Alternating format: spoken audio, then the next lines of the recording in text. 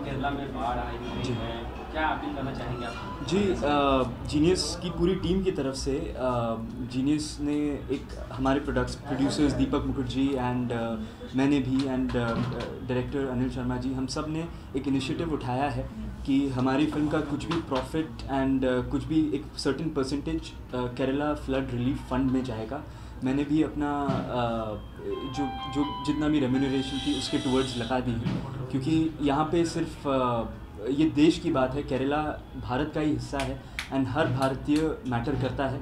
तो मेरी और इशिता दोनों की आपसे यही अपील है कि आप सब भर के डोनेशन दें। अगर भर के नहीं दे पाते थोड़ा सा भी चलेगा, क्योंकि सब ज़िंदगियों को अफेक्ट करता है ये फ्लड एंड सबकी ज़िंदगी को में काम आएगा। केरला बहुत अहम हिस्सा है भारत का।